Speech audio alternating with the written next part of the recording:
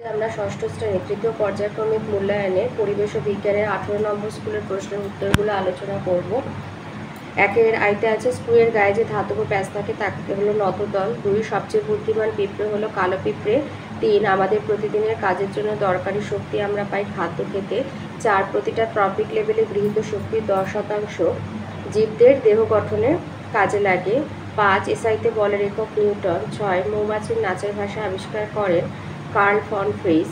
7 পায়ের মান হলো 3.14। 8 একই বৈশিষ্ট্যযুক্ত জীবদের বলা হয় প্রজাতি। 9 নৌকার দাঁড় হলো দ্বিতীয় শ্রেণীর লিভার। 10 সিএ যে মৌলটির চিহ্ন তা হলো ক্যালসিয়াম। 11 টাইফয়েড রোগটি ব্যাকটেরিয়া ঘটিত। 12 দোকান থেকে ব্যাগ নিতে অস্বীকার করা রিফিউজ ফোড়ার পদ্ধতিটি রিফিউজ দিকটিকে তুলে ধরে। 13 সবচেয়ে হালকা মৌল হাইড্রোজেন। 14 এককোষী জীবের রাজ্য হলো প্রোটিস্টা। 15 ডেকামিটার এককের চিহ্ন ড্যাম। 16 খাদ্য লবণ কী কী মৌল দিয়ে তৈরি? সোডিয়াম আর ক্লোরিন। 17 প্রদত্ত কোনটি তরল পদার্থ? পারদ। 18 যোগ হলো এক প্রকার অ্যানেলিডা। 19 মৌমাছির দেহের ঘাম হলো আসলে মোম। 20 মিথেনের সংকেত CH4। 21 কোন পর্বের প্রাণীদের মুখ দেহের নিচের দিকে থাকে? একাইনোডার্মাটা। 2-এর দাগে আসি। 2-এর আইতে আছে কোন সরল যন্ত্র ব্যবহার করে কুয়ো থেকে জল তোলা সুবিধাজনক? কপিকল। 2 দিয়েছে হাতির সুর আসলে কি? হাতির সুর আসলে নাক আর ওপরের ঠোঁট জোড়া লেগে সুরটা তৈরি হয়েছে। নাক এবং ওপরের ঠোঁট জোড়া লেগে হাতির সুর তৈরি হয়েছে। 3 হচ্ছে রিকভার, রিডিউস, রিউজ, রিফিউজ বেমানানভাবে রিকভার। 4 হামব্যাক তিমিরা কিভাবে নিজেদের মধ্যে যোগাযোগ রাখে? সুরেলা গানের মাধ্যমে। 5 উদ্ভিদের বৃদ্ধি পরিমাপ করা হয় কোন যন্ত্রের সাহায্যে? অক্সানোমিটার। 6 একটি জৈব অভঙ্গুর বর্জ্য পদার্থের উদাহরণ প্লাস্টিক। 7 আছে সিনথেটিক এনামেল কি? সিনথেটিক এনামেল হলো তেল রং। ব্যবহার করা হয় লোহার যন্ত্রপাতিকে মোর্চার যন্ত্র বা যন্ত্রাংশকে মোর্চার হাত থেকে রক্ষা করবার জন্য, মোর্চা বা জংয়ের হাত থেকে রক্ষা করবার জন্য। 8 শূন্যস্থান পূরণ করো। প্রাণীর উচ্চতা সাধারণত সেন্টিমিটার স্কেলে মাপা হয়। 9 স্তন্যপায়ী প্রাণীদের দেহ লোম দিয়ে ঢাকা থাকে। 10 শূন্যস্থান পূরণ। ঘর্ষণের ফলে ড্যাশ উৎপন্ন হয় তা। 11 চুম্বক লোহার পেরেককে আকর্ষণ করছে। এখানে কোন শক্তি কোন শক্তিতে রূপান্তরিত হচ্ছে? যান্ত্রিক শক্তি চৌম্বক শক্তিতে রূপান্তরিত হচ্ছে। 12 বিজ্ঞানীরা মানুষ প্রজাতির কি নাম দিয়েছেন? এটা বইয়ের 141 পৃষ্ঠায় আছে, হোমো স্যাপিয়েন্স। 13 শূন্যস্থান পূরণ। কলকাতার কাছে সাঁতরাগাছির ঝিলে শীতের সময় বুনো হাঁসেদের দেখা যায়। 14 একটি তরল তরল অধাতু হলো ব্রোমিন। 3-এর আইতে দিয়েছে বলের সংজ্ঞা দাও। আর স্পর্শ ছাড়াই ক্রিয়াশীল একটি বলের উদাহরণ দাও। স্পর্শ ছাড়া ক্রিয়াশীল একটি বল হলো অভিকর্ষ বল।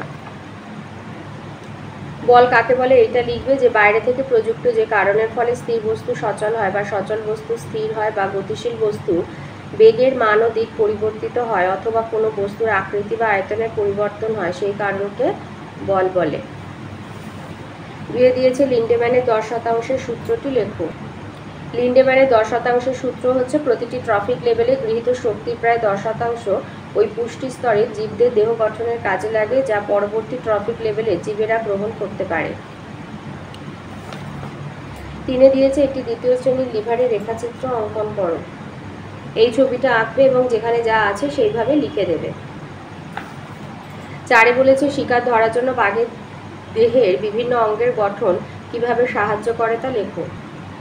বাঘ দক্ষ শিকারী হওয়া দুটো কারণ, আর অঙ্গ প্রত্যঙ্গের কিভাবে পরিবর্তন হয়েছে এইটা। এই যে লিখবে যে বাঘেদের সাংঘাতিক জোরালো চোয়াল, বড় এবং ধারালো সদন্ত বা ক্যানাইন বর্তমান, আর এদের চলাফেরায় কোনো শব্দ হয় না কারণ এদের পায়ের থাবাতে একটা মাংসল প্যাড মতো থাকে, যার জন্য কোনো শব্দ হয় না। 4 এদের দৃষ্টিশক্তি আর শ্রবণ শক্তি অত্যন্ত প্রখর। 5-এ দিয়েছে অক্সিজেনের দুটি ধর্মরেখ। এটা তোমাদের বইয়ের 44 পাতায় রয়েছে। এই যে লিখবে অক্সিজেন, এই যে ধর্ম, অক্সিজেন বর্ণহীন গন্ধহীন গ্যাসীয় পদার্থ একটা, আর 2 লিখবে অক্সিজেন বাতাসের চেয়ে ভারী। বা এটাকে 1 নম্বর করে এটাকেও 2 নম্বর করতে পারো যে অক্সিজেন বর্ণহীন গন্ধহীন গ্যাসীয় পদার্থ বাতাসের চেয়ে সামান্য ভারী, আর 2 হচ্ছে অক্সিজেন কোনো কিছুকে জ্বলতে সাহায্য করে কিন্তু নিজে জ্বলে না। 6-এ দিয়েছে চাষি পিঁপড়েরা কোথায় বাসা বানায়? এদের প্রিয় খাদ্য কি?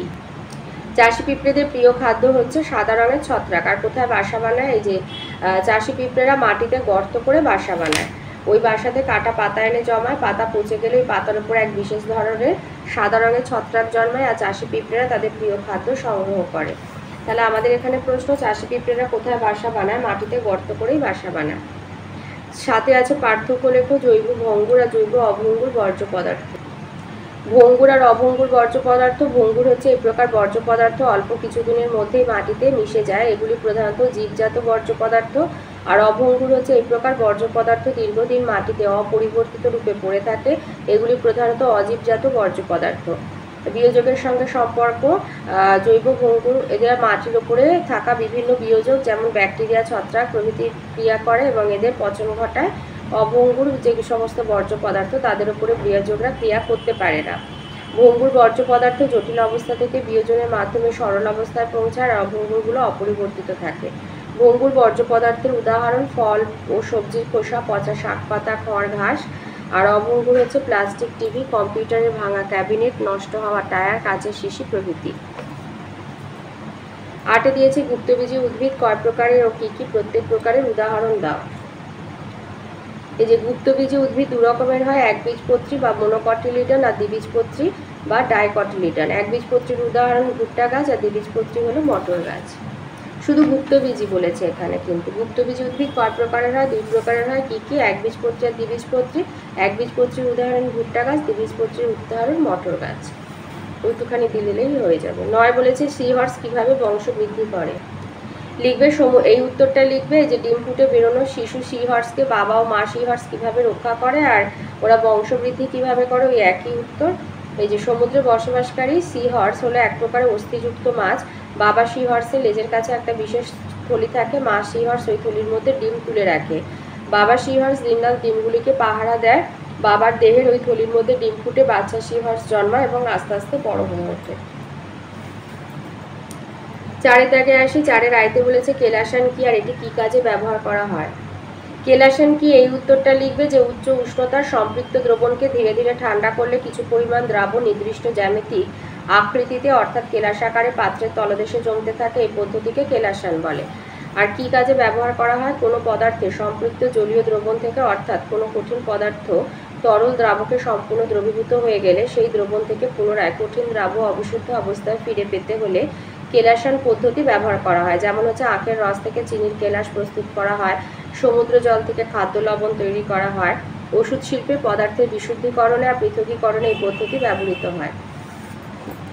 2 দিয়েছে খাদ্য পিরামিড বলতে কি বোঝো, একটি খাদ্য পিরামিডের চিত্র অঙ্কন করো। খাদ্য পিরামিড কাকে বলে, এই উত্তরটা লিখবে যে কোনো খাদ্য শৃঙ্খলার অন্তর্গত উদ্ভিদ ও প্রাণীদের নিচ থেকে ওপরে ক্রমিক পর্যায়ে অনুভূমিক ধাপে সাজালে যে ছক বা পিরামিড তৈরি হয় তাকে বলা হয় খাদ্য পিরামিড। এই পিরামিডের ভূমির দিকে জীবের সংখ্যা বেশি ও শীর্ষের দিকে কম হয়, আর এই ছবিটা এঁকে দেবে। 3 দিয়েছে ধাতুর প্রধান 3টি বৈশিষ্ট্য উল্লেখ করো। প্রধান এই 1, 2, 3 দিয়ে দেবে। 1 হচ্ছে ধাতুগুলি নমনীয় হয়, তাই ধাতুগুলিকে হাতুড়ি দিয়ে পিটিয়ে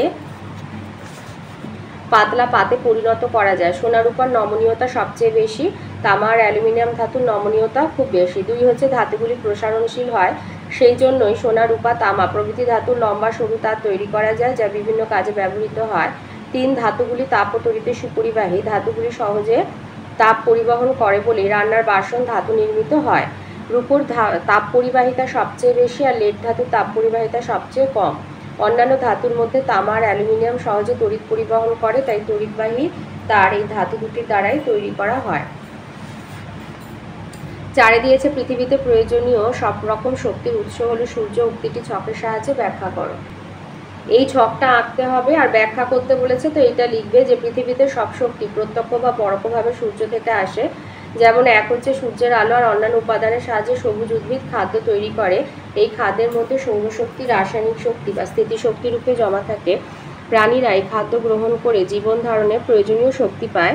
2 কাঠকয়লা, পেট্রোল, ডিজেল প্রভৃতি জ্বালানি পুড়িয়ে তাপশক্তি পাওয়া যায়, এগুলোরও মূল উৎস সূর্য।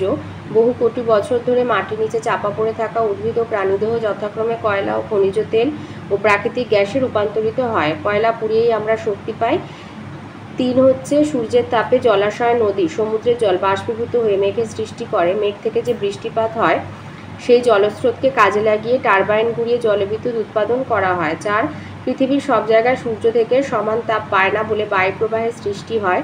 এই বায়ুপ্রবাহের দ্বারা বায়ুচালিত কলকে বা উইন্ড মিল চালিয়ে বিদ্যুৎ উৎপাদন করা হয়। 5. সৌরশক্তিকে সরাসরি ব্যবহার করে সৌরকোষ ও সৌরচুল্লিতে তড়িৎশক্তি উৎপাদন করা হয়।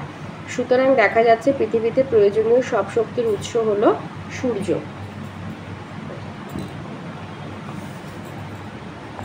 5 দিয়েছে উৎপাদক এবং খাদকের মধ্যে পার্থক্য লেখো। উৎপাদক এবং খাদকের মধ্যে পার্থক্য। উৎপাদক যারা নিজের দেহে নিজেই খাদ্য উৎপাদন করে এবং প্রাণীদের দেহে খাদ্য তথা শক্তির যোগান দেয় তাদের উৎপাদক বলে, যেমন সবুজ উদ্ভিদ। আর খাদক হচ্ছে যে সমস্ত জীব তাদের জীবন ধারণের জন্য উৎপাদকের ওপর প্রত্যক্ষ বা পরোক্ষভাবে নির্ভরশীল তাদের খাদক বলে, যেমন প্রায় সমস্ত প্রাণী।